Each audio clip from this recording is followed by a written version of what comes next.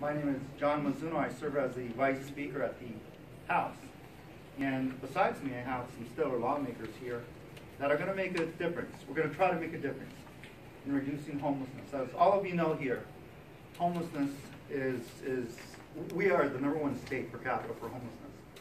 And we've been talking a good game, but as of late, it doesn't seem that we've made a substantial impact in reducing homelessness. So these lawmakers before me are going to be the key.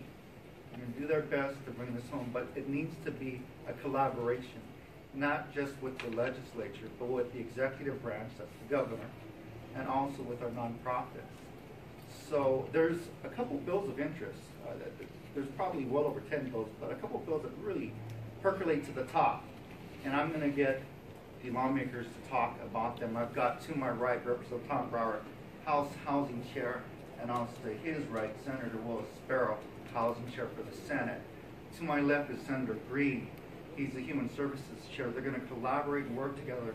Hopefully we're going to try to get some common ground and pass some good bills that will substantially and significantly reduce homelessness.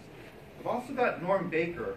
He's the COO from Aloha United Way. I'm going to have Norm kick it off and give you a little bit of background information, and then we're going to turn it over to these lawmakers that will be making a difference this year, we hope. We know.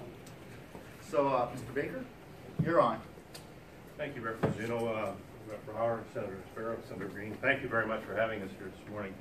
Thank you all for spending a little bit of time with us. Let me start by saying we really acknowledge the work of the Department of Human Services and the Governor in allocating some dollars to us earlier this year to create a program that became known as the Coordinated Statewide Homeless Initiative. That program delivered about $5 million into the community to assist folks that were at risk of becoming homeless and were already homeless. By any measure, the program was a huge success. Thus far, as I stand here today, about 4,300 individuals have been either kept in their homes, placed in homes. The program it was funded through the emergency funding and the emergency decree by the governor. That funding is obviously not going to be continued, but we believe that the need for this type of service in our community is critical. One of the things that we learned in implementing the program over the last, 9 months now, is that for every homeless person that we placed, there were 3 folks, 3 families in the eviction process. In other words, for every one that we did good, there were 3 more that are going to demand the same services in just a second. As our program director says, there's no sense bailing the canoe unless you patch the holes. And so we believe that this preventative program of reaching out to those that are about to be evicted, keeping them in their homes, is absolutely critical. So we have asked our legislators to consider this bill, and we are hopeful that working together we can continue to make a huge dent in our community's homeless problem. Thank you. Thank you, Mr. Baker. Thank you. Next up, members, we've got Representative Tom Brower, again, the Housing Chair for the House. Representative Brower. Okay, thanks. Just very briefly, I'm very excited to be the Housing Chair for the next 2 years. And I'm making an effort to hear as many bills from our House members as possible. And we see all different solutions regarding the issue of homelessness. As Norm mentioned, we want to support this program and keep people from becoming homeless.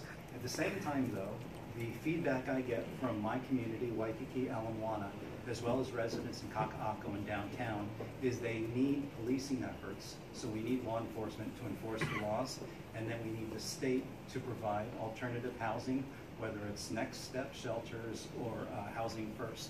And those will be what I will be focusing on this year. And at some point, we are going to also have to look at the amount of funding that it should take for a long-term process. We have bills for $2 billion in long-term funding for permanent housing for people who may be struggling.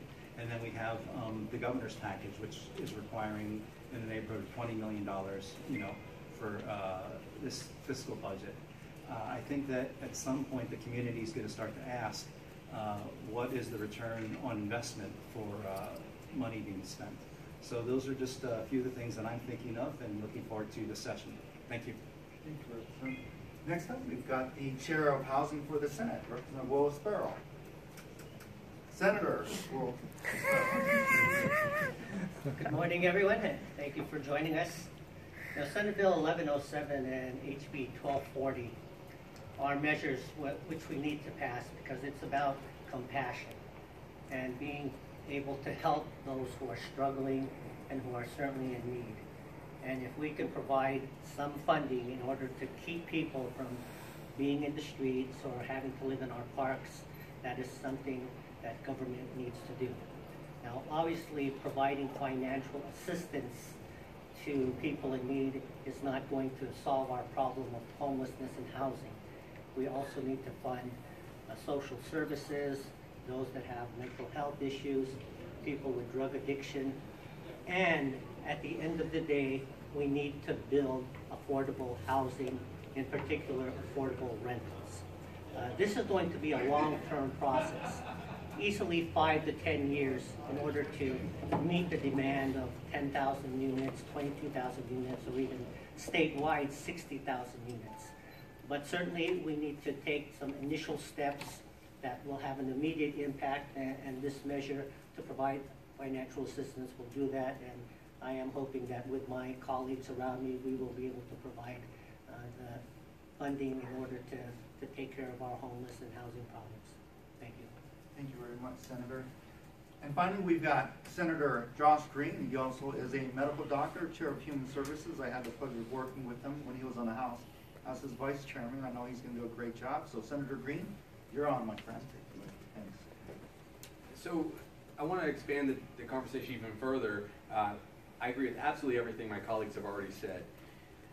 We have to do this. We have to fund this program because otherwise we will slip backwards. The Aloha United Way was able to keep thousands of people from becoming homeless. Take it a next step.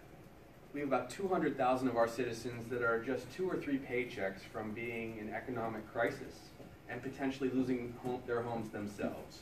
This is a statewide problem that has to be dealt with, not just seriously, but very, very seriously.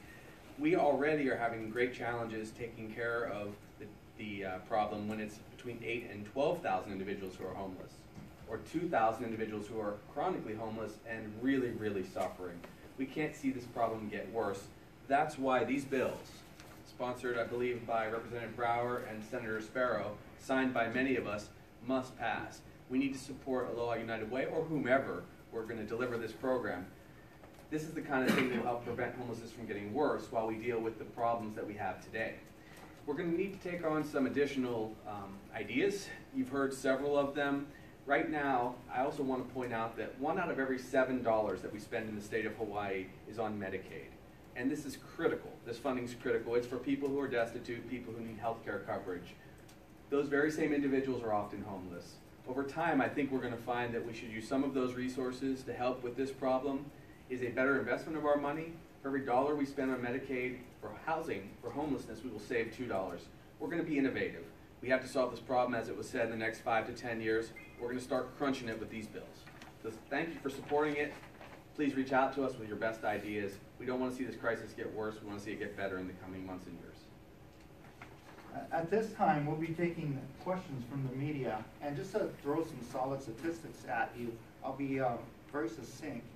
If one of these 2 bills pass, we're looking at housing approximately 2,200 families. They're keeping them in housing with subsidies and other forms of creative methods.